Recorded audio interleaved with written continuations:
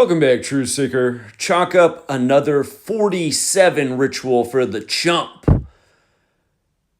Yet again, he is threatening the Insurrection Act, and this time he's threatening the protesters in Minneapolis after the psychological operations of January 7th and now January 14th in the city. Notice, the Insurrection Act was established March 3rd, 3-3. And today, January 15th, the day where it's a top story that Trump is threatening to use it, it's 47 days before that anniversary. And notice the Insurrection Act is 218 years old. It'll be 219 on March 3rd. Of course, Trump is the father of the 218 presidential alert. And he's had a bunch of 218 rituals over the years, as well as 47, something we've been documenting nonstop for over a decade now. For over a decade. But yeah, about the Insurrection Act having a March 3rd, 3-3 establishment date, let's not forget all the 33s on this. They said Renee Good was killed between 33rd and 34th Street. When Police Chief O'Hara broke the news, that's exactly how he explained it. Between 33rd and 34th on Portland Avenue. And I told you that day, I said, like Portland, Oregon, where the longest George Floyd protest was, the 33rd state, Oregon. And then the next day, a 33-year-old Venezuelan was killed by federal agents in Portland. Then they released the name of Renee Good's killer and told us the story of how he got 33 stitches. They also told us that Renee Good has 3 children, a 15-year-old, a 12-year-old, and a 6-year-old. Add those ages together, 33. And as we know in Gematria, masonry equals 33, like secrecy, like order, like federal, like police. Furthermore, there's been a lot of 62 stuff today in the news. The Insurrection Act, March 3rd, that's the 62nd day of the year, like today has 62 date numerology, like Minneapolis equals 62. And the other big story with the feds today was the FBI charging 26 college basketball players with point shaving. The reason they do these stories is to make it seem like these rigged sports leagues, college and pro, are legitimate. They're not. And you should take advantage of it. Last night we had Stanford to upset North Carolina and Ole Miss to upset Georgia for monster payouts. Again, all the games are fixed, you guys. Whenever they have these rituals, they're always by the numbers. Today's date numerology paths are 62 and 26. Not to mention it's 2026. Game equals 26. Point shaving equals 62. This is the other Fed story today. And like I've been proving for going on 13 years, this is how the federal government contrives its propaganda every single day. And by learning this, you see through the ritualism, you see through the puppet show, you see that these presidents are nothing more than figureheads. They are literally on strings.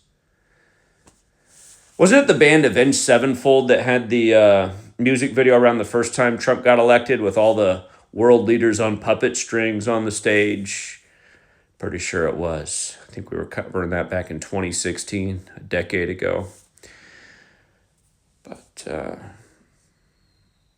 yeah, what a joke. I mean, everything Trump's done since he took office as 47 has been 47 this, 47 that. Don't forget they sacrificed Prince 47 days before his birthday.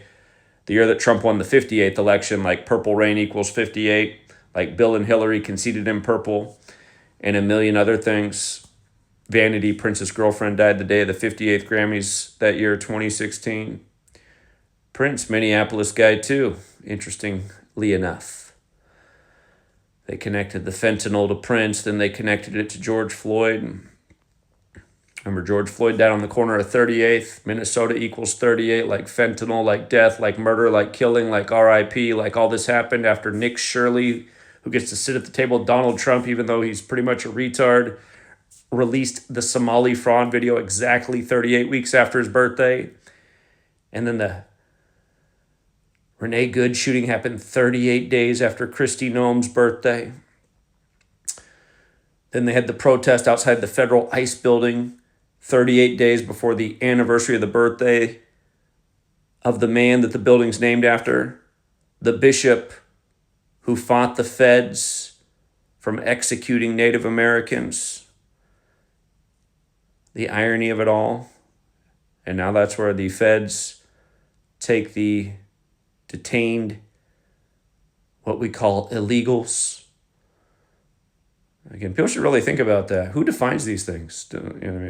People roll their eyes when they say, well, once upon a different time, different people lived here until old white man came with musket and took it all. But should you roll your eyes at that? I think it's something to think about. And again, the people I've seen detained out here in this community are just people working jobs. Like I said, the man who mowed my mom's lawn, who has children in this country that are productive working people, have their own businesses. I had no idea. The man who mowed my mom's lawn, who's been here in this country for over 30 years, I had no idea he was technically an illegal, but he got detained. So, how much federal money is being spent on this operation to detain a bunch of hardworking people? Again, the PSYOPs. Well, what about Lake and Hope Riley? Yeah, Lake and Hope Riley, whose name equals 222, the 22-year-old supposedly killed on February 22nd, 222, also by a Venezuelan. See, all these PSYOPs were leading up to what we were doing in Venezuela. Everything they do is so perfectly ritualistic, and the jokes go over everyone's head. Again, run the rituals on everything Trump's been doing. Drug boat equals 47. Tariffs, 47. There's a bazillion of these. Everything Trump's doing is 47. The most famous man in Venezuela's history, Hugo Chavez. Or, excuse me, yeah, well, in recent history, sure, that's true. But I meant to say Simon Bolivar, who was a Mason, who died at 47, who also talked about the New World Order. He died in the 1800s. Hugo Chavez, who was removed from power for 47 years in a different CIA coup operation. Yeah, it's just, I really wish people would wake up. Every one of these posts is another opportunity to wake up. We'll leave it there for now, Truth Seeker. Until next time.